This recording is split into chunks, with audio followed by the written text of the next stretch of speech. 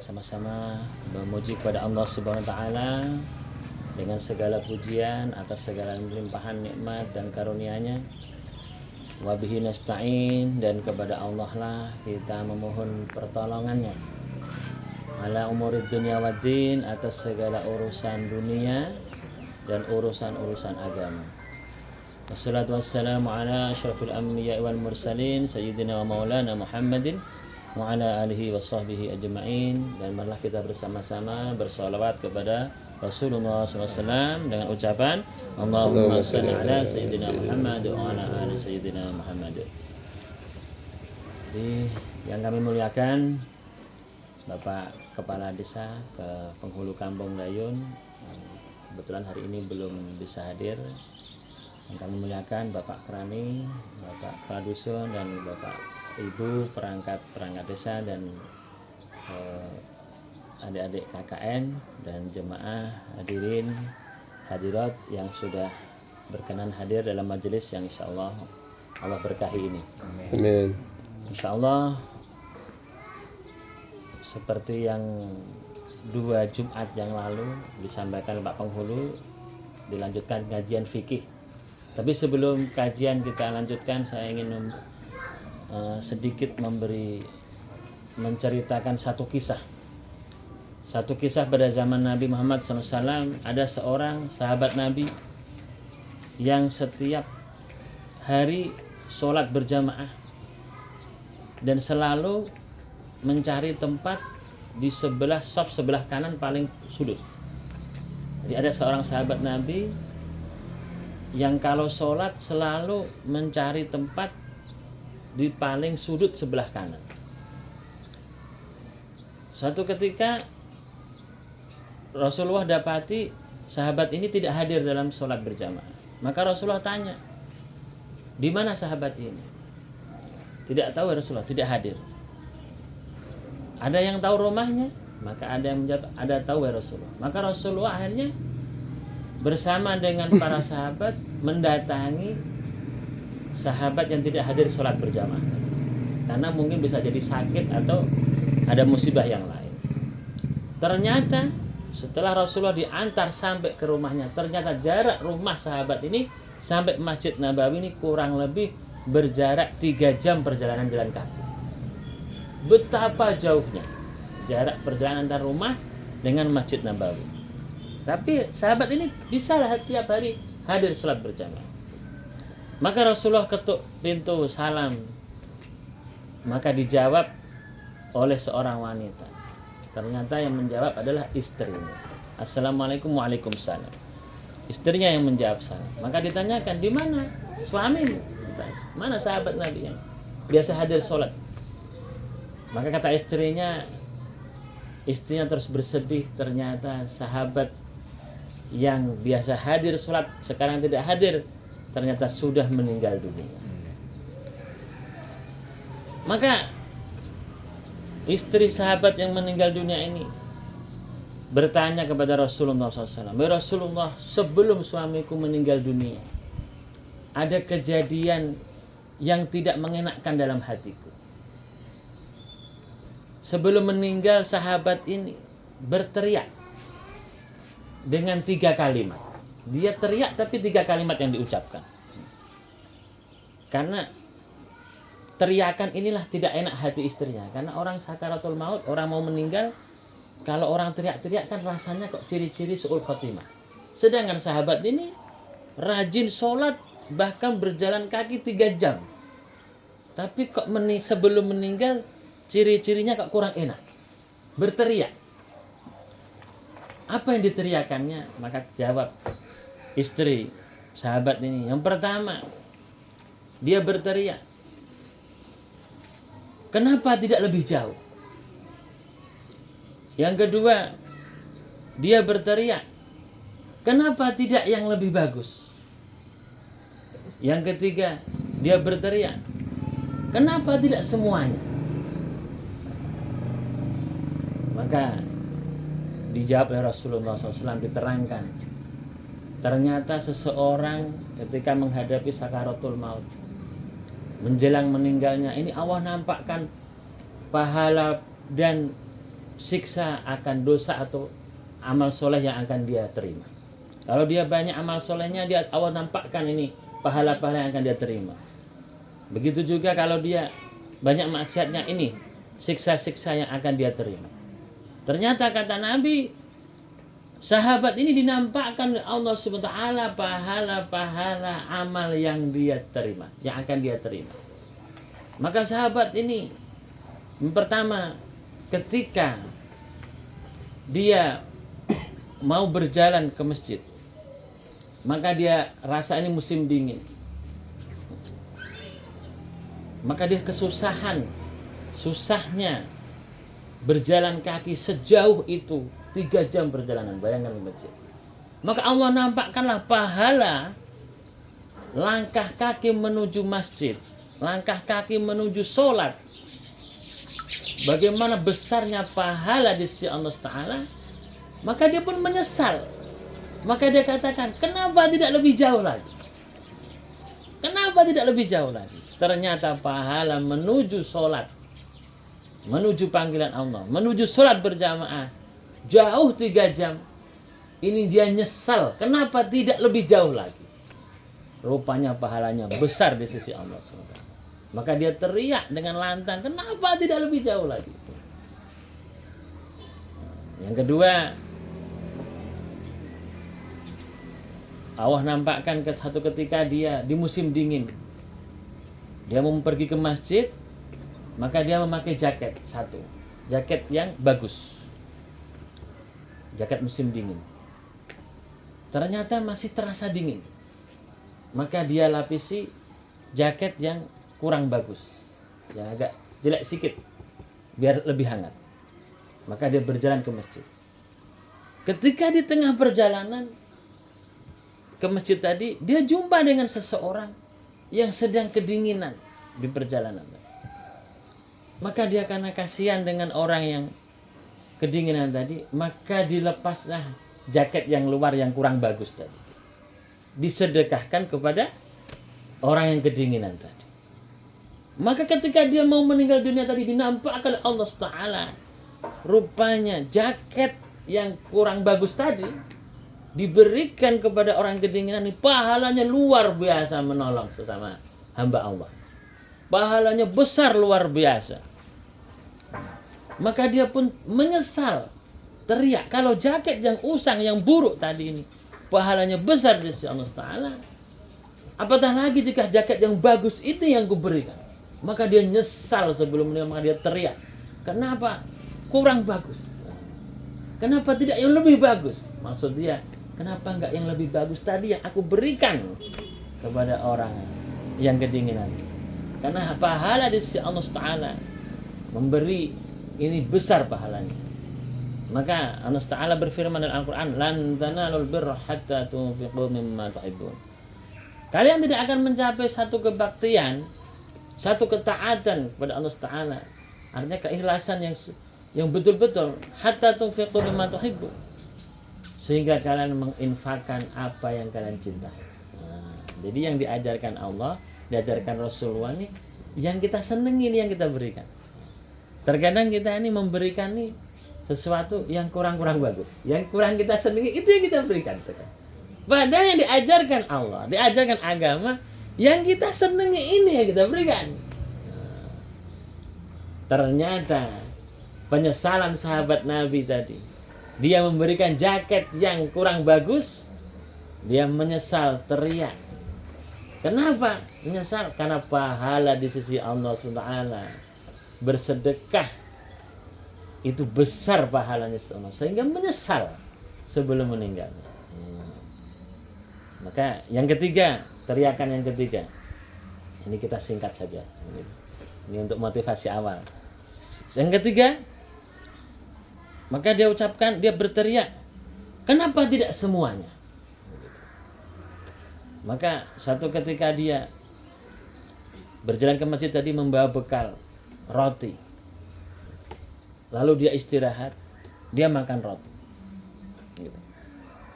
Ketika roti dimakan, datanglah seorang pengemis meminta makanan. Maka karena roti ini cuma satu dia, maka belahlah menjadi dua. Di setengah untuk dia, setengah untuk pengemis. Maka Allah nampakkan pahala bersedekah makanan ini. Ternyata pahalanya besar di sisi Allah Subhanahu wa taala. Lebih besar daripada dunia seisinya. Maka dia menyesal, kenapa tidak semua aku sedekahkan? Toh hanya setengah keping roti. Maka dia, sahabat tadi ini, meninggal teriak 3 perkara, bukan su'ul khotimah, bukan kematian yang buruk, tapi kematian yang menyesal. Kenapa ketika hidup tidak total, tidak habis-habisan untuk mentaati Allah Subhanahu wa taala. Ini ada 3 perkara yang disesali sahabat sebelum kematiannya. Yang pertama tadi, kenapa tidak lebih jauh jaraknya untuk ke masjid? Kita terkadang deket aja malas kita ke masjid. Masya Allah. Berat. Bahkan sudah sehat kita. Jalan enak, terang lagi. Tidak gelap. Kalau zaman dulu gelap ya. Itu kita masih kadang masih berat untuk ke masjid. Padahal pahala pergi ke masjid, seandainya kita ini tahu pahala untuk mentaati Allah Ta'ala, untuk memenuhi panggilan Allah Ta'ala ke masjid, maka kita akan mendatanginya walaupun dengan merangkak. Karena begitu besarnya pahala di sisi Allah Ta'ala ketika mendatangi sholat berjamaah, mendatangi azan, mendatangi sholat berjamaah.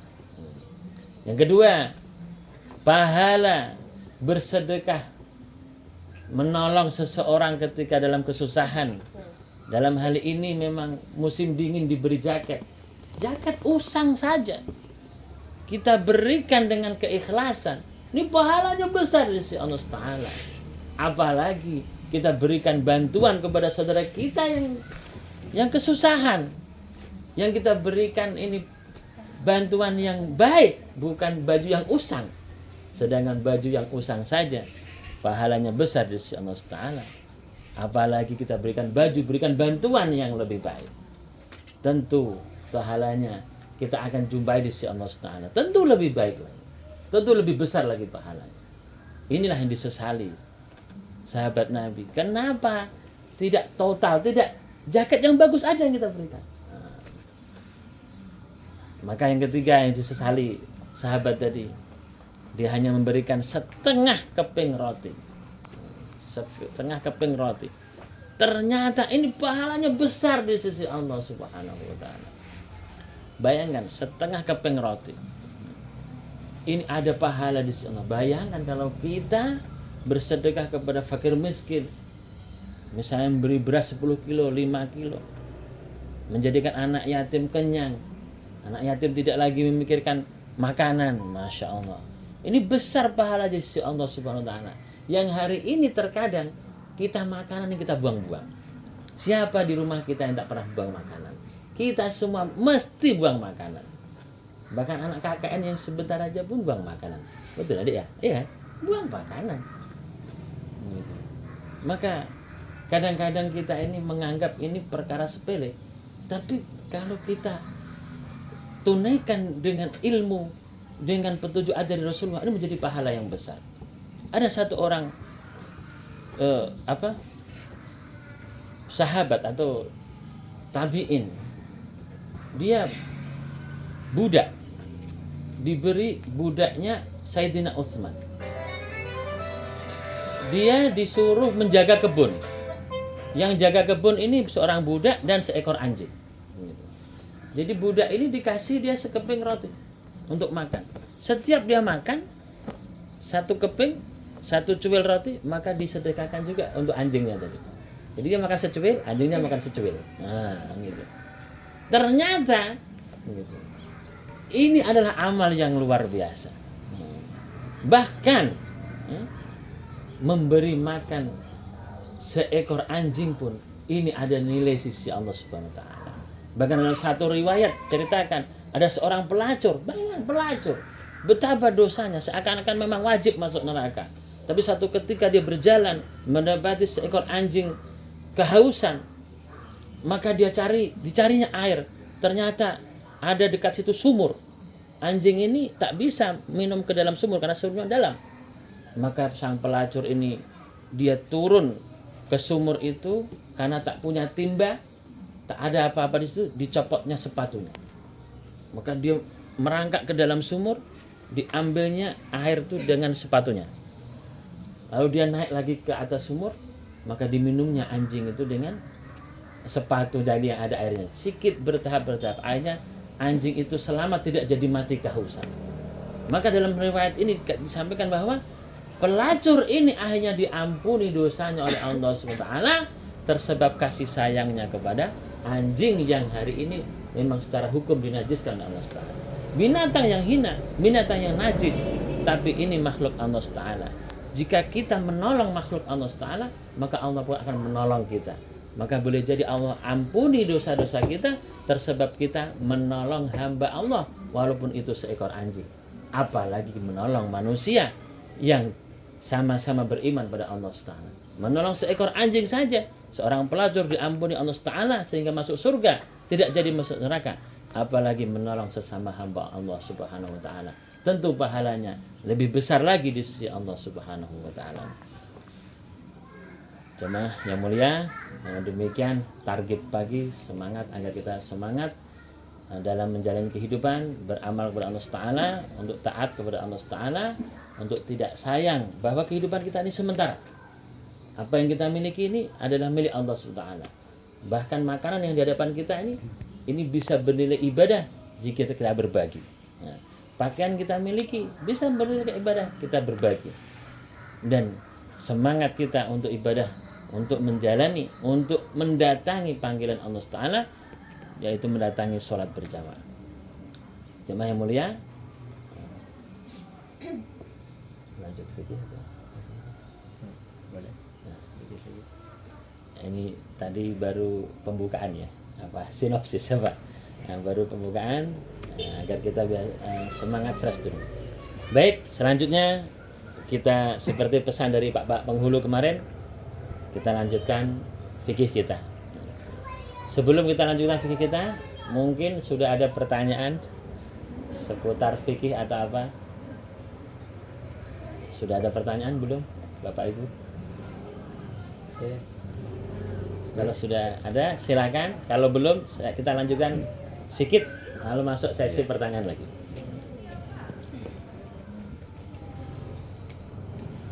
Belum ada, Pak? Belum ada, ya? Belum ada, Kak? Ya. Belum ya? Oke. Baik. Bapak Ibu sekalian, hadirin yang mulia, kemarin kita sudah membahas tentang fikih. Ternyata apapun ibadah kita kepada Allah Ta'ala, kita memang diciptakan Allah Ta'ala untuk beribadah kepada Allah Ta'ala. Tapi ibadah kepada Allah Ta'ala ini harus ada contoh dari Rasulullah SAW. Nah, Sholat ini perintah Allah melalui Al-Quran. Tapi praktek sholat itu dicontohkan oleh Nabi SAW. Tidak ada praktek dalam Al-Quran. Nah, gitu. Kita cari ayat Al-Quran tentang praktek rukuk, tidak ada. Ayat Al-Quran praktek sujud, tidak ada. Jadi bagaimana prakteknya adalah dipraktekkan atau dicontohkan oleh Rasulullah SAW. Hadis Rasulullah SAW itu jumlahnya jutaan. Imam Bukhari saja itu berhasil menghafal 1 juta hadis. Bayangkan. Maka untuk ibadah ini hadisnya tidak hanya 1, 2, 3, ribuan. Bahkan dikatakan untuk sholat saja itu hadisnya ada 2.000 hadis. Untuk satu sholat. Nah, maka jika terjadi perbedaan dalam fikih, itu hal biasa. Nah, dalam hal fikih tidak ada kebenaran mutlak. Oh, saya paling benar, tidak ada. Kenapa? Hadisnya 2.000 untuk sholat aja, belum untuk wudhu. Nah, bayangkan. Kata Imam Bukhari, aku telah menghafal 100.000 hadis sahih. Tapi yang ditulis oleh Imam Bukhari hanya sekitar 7.600-an. Jadi yang 93.000, 92.000 hadis sahih itu di mana? Ya itulah dihafal ulama-ulama yang lain, Imam Abu Dawud, Imam Muslim, dan yang lain-lain. Nah, jadi bukan mutlak hadis itu harus dari Imam Bukhari atau Muslim, tidak. hadis dari imam yang lain pun sahih juga. Nah, jadi kita lanjutkan kemarin syarat seseorang ini diwajibkan sholat. Saya ulangi sedikit, seseorang diwajibkan sholat jika memenuhi 4 syarat. 1. Islam, 2. Berakal sehat, 3. Balik, 4. Mukallaf. Yang inti 3. 1. Islam. Yang wajib sholat hanya orang Islam. Kedua, harus berakal sehat. Jadi dia harus Islam, harus berakal sehat. Kalau dia tak berakal sehat, tak wajib sholat. Jadi kalau ada anak atau orang kena penyakit ayan atau mungkin otaknya agak kurang, jangan dipaksa sholat. Diajari sholat pun tak perlu. Kenapa? Dia tak wajib. Tak wajib. Tunggu dia sampai sembuh. Disembuhkan dulu, baru diajari sholat. Nah, yang ketiga, balik. Baliknya perempuan kalau sudah berumur 12 tahun. Baliknya laki-laki kalau berumur 15 tahun. Atau kalau perempuan sudah keluar haid, atau kalau laki-laki sudah pernah ikhtilam atau keluar sperma. Baik secara mimpi ataupun secara dipaksa. Dipaksanya keluar sperma ini dalam hukum fikih disebut istimna. Nah ini ya, boleh dipahami ya. Istimna. Istimna itu apa artinya? Mengambil kesenangan dari kemaluan. Sengaja mengambil kesenangan dari kemaluan. Maka hukumnya jika sudah keluar sperma baik laki-laki maupun perempuan, maka hukumnya dia sudah balik. Balik berarti wajib sholat. Baik, jemaah sekalian, sholat sebelum kita laksanakan, maka kita wajib berwudu. Wudu sebelum kita laksanakan, maka wudu ini harus memakai air, gitu ya. Sekarang kita bahas sedikit air. Air itu apa?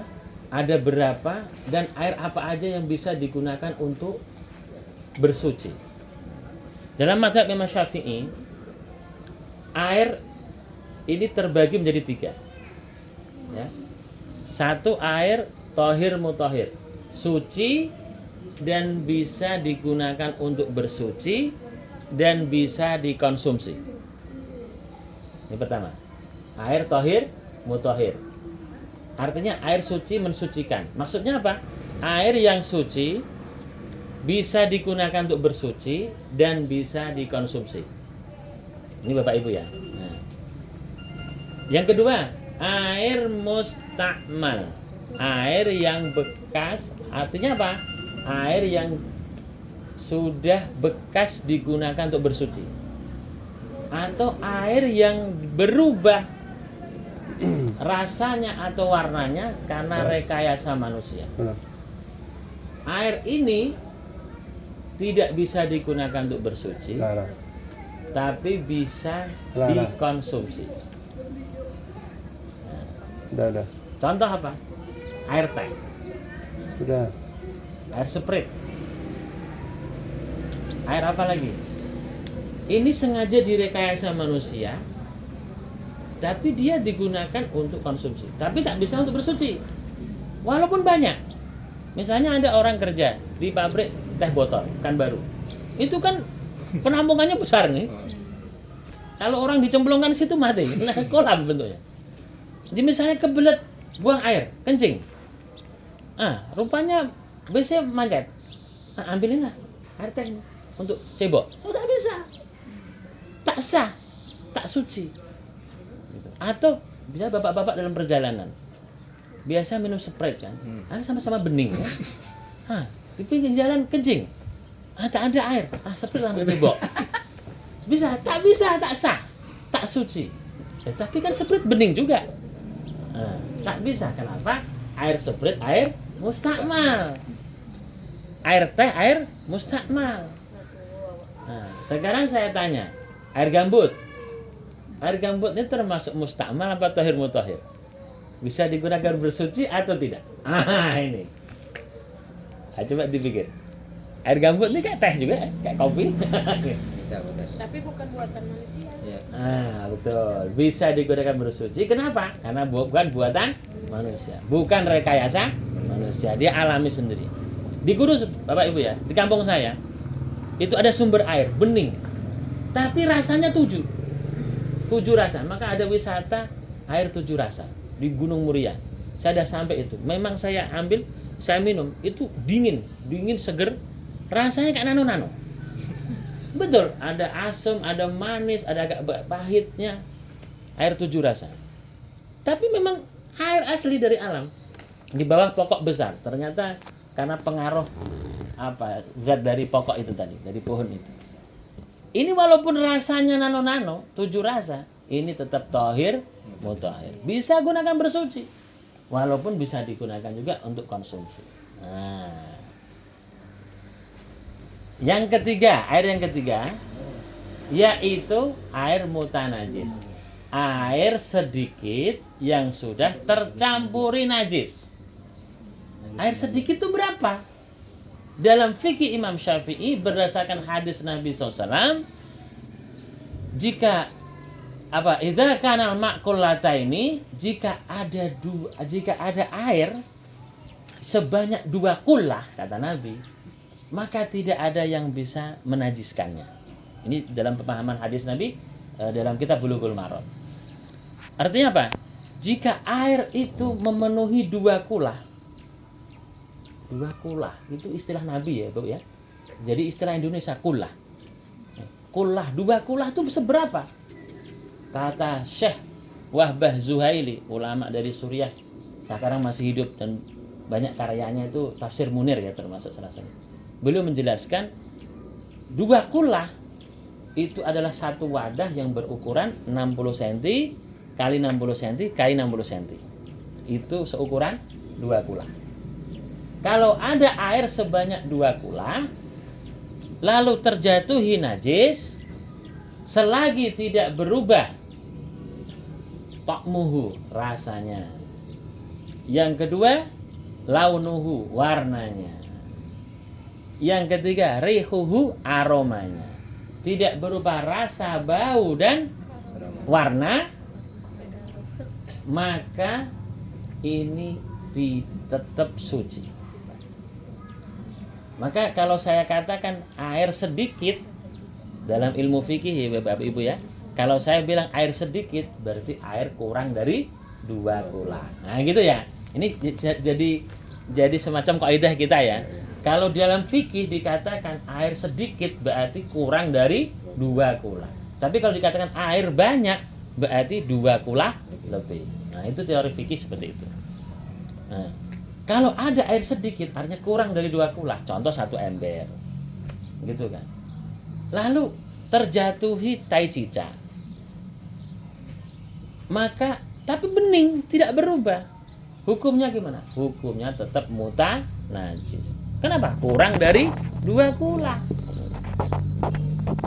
Tapi kalau dia 2 kullah, artinya wadahnya itu 60 kali 60 kali 60. Yang jatuh itu cicak.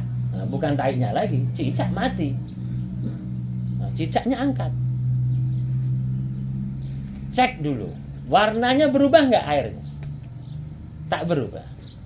Aromanya berubah nggak? Tak berubah. Rasanya berubah nggak? Ya nggak sanggup gitu.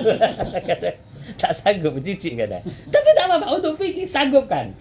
Daripada membuang sebanyak itu. Nah, kita kumur. Oh nggak berubah. Maka hukumnya air ini tetap suci. Itu akhirnya. Maka air yang bisa digunakan, air terbagi 3, saya kesimpulan. Air terbagi 3, 1 tohir mutahhir, 2 mustakmal, 3 mutanajis. Yang bisa digunakan untuk bersuci dan dikonsumsi yaitu tohir mutahhir. Yang kedua mustakmal, bisa digunakan untuk konsumsi tapi tidak bisa digunakan untuk bersuci. Yang ketiga air mutanajis, tidak bisa dikonsumsi dan tidak bisa digunakan untuk bersuci. Ada pertanyaan? Nah, silakan. Mana tahu ada kasus-kasus dalam kehidupan. Nggak apa, nggak usah malu. Silakan. Ada air bak di kantor, masuk itu apa tai cicak. Heeh. Kadang bisa digunakan untuk wudhu atau enggak tuh? Nah, tadi seperti kaidah tadi. Sudah ada kaidah ya dalam fikih ini. Batas air itu 2 kula. Nah, karena kata Nabi begitu. Jika jika ada air sebanyak 2 kula. 2 kula itu berapa? 60 cm kali 60 cm kali 60 cm. Tak sampai bawah. Kalau baknya tak sampai 60 cm, berarti kurang dari 2 kula. Kalau kurang dari 2 kula, walaupun bening, ya tetaplah menjadi najis. Kalau kejatuhan najis. Begitu. Berarti Pak Ustaz, Hah? untuk bersuci pun tak bisa mensucikan ya? Tak bisa mensucikan. Ya buang, Iya. Artinya untuk maaf cakap untuk cebok pun tak bisa gitu ya? tak bisa. Bukan hanya untuk duduk ya? Bukan hanya untuk berwudu, untuk cebok apa enggak. Tapi untuk sekedar bersihkan apa kotoran-kotoran enggak apa-apa. Tapi nanti dibilas. Misalnya kita mau cebok, sayang air, ya cebok itu dulu enggak apa. Tapi nanti terakhirnya bilas dari keran langsung bilas. Nah, ini sih. Kalau tidak, hukumnya kita walaupun udah enggak nampak kotorannya, tapi hukumnya kita bernajis masih bernajis. Kenapa? Air yang kita gunakan itu tidak suci. Makanya saya di kamar mandi saya itu tak pakai bak, pakai ember kecil. Jadi kalau ada jatuh tai cicak, tinggal buang sedikit, tak sayang kali. Nah, begitu. Makanya saya lebih senang pakai selang. Saya pasang selang. Nah, begitu.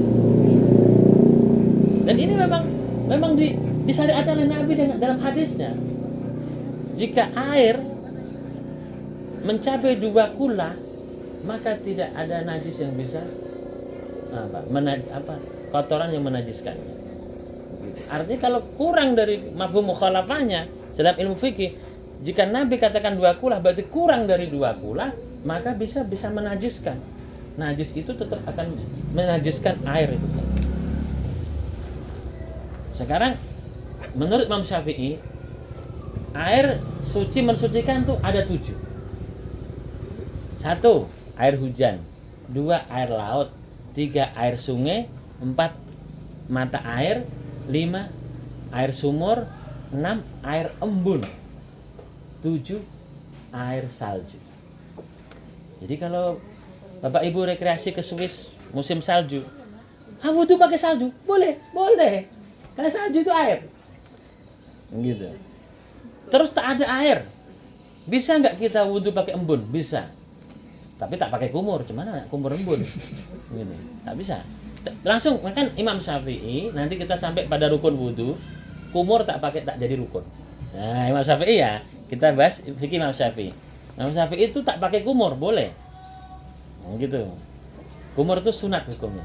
Tapi nanti kita bahas ya. Nah, itu bukan sekarang. Intinya ada 7 air yang bisa digunakan untuk bersuci. 7 air. 1 air laut. Walaupun asin rasanya, air laut tetap suci. Air laut, air sungai, termasuk air kanal, air apa? Ini termasuk air sungai. Air sumur. Air sumur atau air sumber mata air. Tiba-tiba muncul mata air, itu sumber, itu suci. Terus air embun, terus air salju, terus satu lagi air hujan. Jadi kalau wudhu pakai air hujan langsung gini, boleh. Diminum juga boleh. Artinya air tahir mutahhir boleh dikonsumsi, boleh diminum, dan juga bisa digunakan untuk bersuci. Ada pertanyaan? Kalau air hujannya jatuh ke atap dulu Pak Ustaz? Boleh. Air hujan jatuh ke atap baru kita wudhu, boleh. Tampung untuk minum, boleh. Air mustakmal tadi itu boleh diminum ya Bapak Ibu, tapi tak bisa digunakan bersuci. Nah, itu tadi bedanya. Sekarang ada pertanyaan saya. Waktu saya belajar mencontohkan kiai betul. Begini. Ini masak gulai. Lalu datang tikus, nyemplung ke gulai. Macam mana nih? kita buang gulenya semua atau macam mana nih? Nah, ini ternyata dalam fikih sudah dibahas. Jadi Bapak Ibu sekalian, kalau kita menggulai atau nyayor, khusus masakan loh ya. Nah, kok nyemplung ini binatang, yang binatang ini haram dimakan, gitu. Dia nyemplung ke kuali, mati dia. Maka cukup binatang ini singkirkan dan kuah-kuah yang menempel di badan ini yang kita buang. Jadi jangan terus dibuang semua gulenya atau aduk aja lah. Jangan begitu. Begitu ya. Kadang-kadang sayang lah, satu kuali dibuang macam mana? Diaduk aja, jangan. Buang itu bangkai tikusnya dan kuah-kuah yang menempel atau sekitar situ lah. Misalnya ini mohon maaf di sini kita, di sini ya sekitar lah, agak jarak berapa senti lah dari badannya. Buang itu, baru diaduk lagi gitu. Jangan diaduk tikusnya tadi. Halal, insya Allah sisanya tadi halal. Jadi ada solusi. Tidak dibuang semua. Jijik, buang semua. Jangan. Mubazir, hukumnya dosa kita. Kenapa? Ini makanan, dimakan bisa berapa puluh orang. Hanya mubazir. Mubazir duit, mubazir makanan. Mubazir, saudara setan. Kena pula kita. Si malakam. Kayaknya aja kena malam Pak Ustaz. Pak Kados. Apa namanya Pak Kados yang daging gulai malam? Lalat apa tuh? Apa lalat apa namanya? Lalat? Telur lalat tuh Kenapa? digulai. Digulai. Dibuang aja telurnya. Ini sudah saya buang. Kan sesuai kan? Jadi kami makan juga berdua gulai. Tidak apa-apa. Saya keluarkan yang daging itu kan yang ada telur lalat itu kan. Nah, saya Tapi buang. telur lalat itu, Pak, itu halal. Telur ular halal tak? Itu pula Pak Kados. Telur buaya halal tak? Entah. Nah, ini saya sampaikan hukum fikih, Pak ya, Bapak Ibu ya. Yang namanya telur itu halal. Telur cicak halal. Telur buaya halal. Telur ular halal. Tapi jangan dimakan Yuyun. Dimakan halal. Dimakan halal. Ya walaupun halal nggak- Kalau nanti bersih-bersih nampak telur ular, ya rebus aja makan. Halal. Iya tadi. Gigit nggak gigitnya gitu. Namanya telur, Halal. asal hukumnya masih telur ya Bapak Ibu ya. Hukumnya halal. Walaupun telur buaya. Telur tapi ya, kalau udah menetas jangan. Nah. Kalau udah menetas, hukumnya bukan telur, ular. Ya haram. Buaya haram gitu. Ya masih telur, ambil, rebus, makan. Kalau sanggup. Kalau sanggup ya, tapi kan enggak disarankan gitu. Tapi halal hukum ya, halal. Hukum. Telur cicak. Kan sekali nyoba enggak apa-apa. Mana tahu kan? Oh, coba rasanya. Tapi secara hukum namanya telur halal. Telur tapi ya Bapak Ibu ya. Kalau udah menetas, kalau menetas ayam kita makan pun haram. Haram, ya enggak harus sembelih dulu. Ya. Jadi jangan mentang-mentang telur ayam baru menetas langsung kita gulai dia. Haram. Kalau udah menetas harus sembelih. Nah, gitu. Kalau menetas buaya, sembelih ya tetap haram buaya. Nah, gitu ya. Ada pertanyaan lagi? Silakan. Sayang tak makan malam Pak Kados. Telur. Kalau telur lalat, Pak, nggak apa-apa dimakan. Nggak apa-apa. Kalau telur lalat masuk ke minuman, macam mana? Nah, ini udah disampaikan hadis Nabi. Kalau kata Nabi, kalau minumanmu dimasukin lalat, ya kan? Kata Nabi, benamkan lalat itu ke dalam minuman. Karena kata Nabi, sayap lalat itu sebelah kanan itu obat, sebelah kiri itu racun. Gitu. Maka benamkan terus minum. Kalau keterangan saya sendiri, kalau sanggup. Kalau tak sanggup ya macam mana lah. Kalau saya jujur belum sanggup.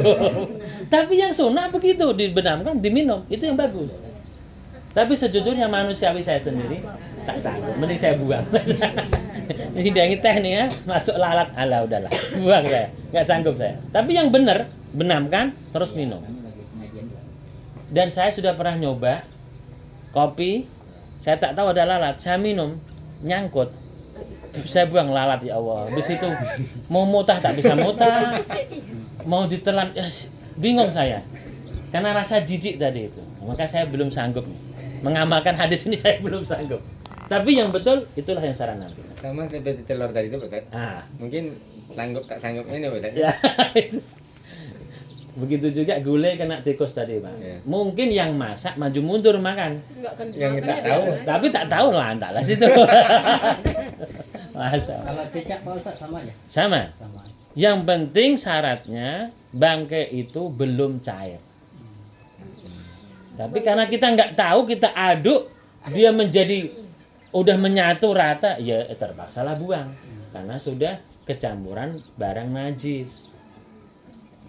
Misalnya nih tikus nyemplung, tak tahu tukang masak kan, diaduk-aduk, rupanya muncul belum kepalanya aja, kakinya sana-sana loh. Wah, ini udah, ini berarti udah jadi najis semua. Ini maka harus dibuang. Ini bukan mubadir lagi, ini barang najis hukumnya.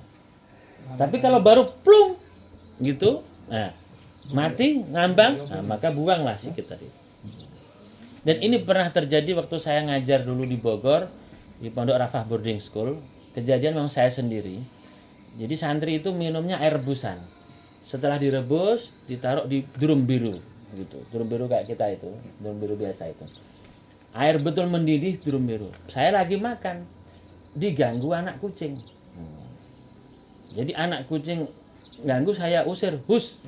Maka dia loncat ke bibir ini, ke bibir drum tadi. Saya usir lagi, hus, malah nyemplung. Langsung tekangkang gini, orang air panas. Masya Allah. Akhirnya ya coba dibuangnya satu drum itu. Karena minum itu tak sanggup juga, tak sanggup memang. Gitu. Akhirnya kami buang memang. Kalau air putih, Bapak Ibu ya. Tapi kalau air gulai kan sayang. Nah, begitulah kira-kira. Baik, ada pertanyaan lagi seputar fikih? Ini udah paham. Baik. Berarti kalau kopi masuk lalat deh tak boleh diminum dapat saya. Boleh diminum. Celupkan dulu, Pak. Celupkan dulu. Itu kalau 1 ekor, Pak. Masalahnya 10 ekor. Nah, itu sanggup tak itu? Itu masalah itu. Itu masalahnya. Pak Ustaz, khusus di kasus yang air bak tadi, Pak Ustaz. Ini kan kita kalau tai cicak itu sudah masuk ke dalam air, ini kan udah sulit kita memastikan apakah ini tai cicak atau endaknya gitu kan. Nah, tapi ada hitam-hitamnya gitu. Nah, ini gimana kita menyimpulkan ini, Pak Ustaz? Apakah itu benar jatuhan tai cicak? Memang cicak di atas itu yang sering lewat gitu. Atau hanya kotoran biasa? Iya.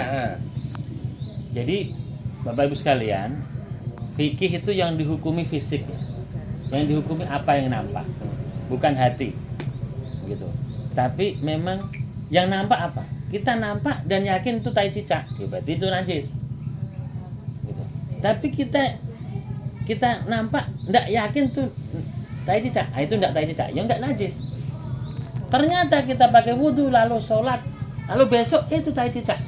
Ternyata tai cicak, ya udah, berarti kita keyakinan kita tadi ya udah betul, udah diterima Allah Taala gitu. Jadi yang dihukumi itu adalah fikih. Seperti contoh, seseorang, gitu, seseorang hukumnya kotoran ini kan najis, Pak, haram. Seseorang berjalan di hutan, ini saya pernah diceritai seseorang, orang Aceh. Biasa menyalip Pak, pisang. Pisang itu dijemur, disalin. Lalu ada kawannya buang air besar BAB dekat situ. Dia sangka itu tadi pisang sale yang dia sale. maka dicuilnya dimakannya. Lu kok pahit gitu. Hukumnya apa? Haram nggak? Karena dia nggak tahu.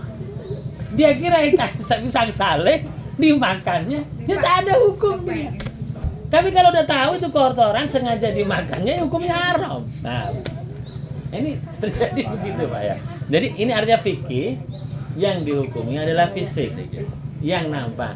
Kalau Bapak yakin ini tai cicak, berarti air ini najis. Tapi kalau tidak yakin ini hanya kotoran, misalnya entah kotoran apa, misalnya debu atau potongan kayu, ya udah berarti ini tidak najis. Mana yang kita yakin? Contoh, diharamkannya babi bukan karena dia ada cacing pita, bukan. Tapi karena Allah haramkan. Walaupun babi bermanfaat sejuta manfaat, kalau Allah katakan haram, tetap haram. Nah, walaupun di hukum fikih ini, misalnya madorot, kita rasakan berat. Tapi kalau ini perintah Allah, tetaplah wajib, tetap wajib. Nah, begitu.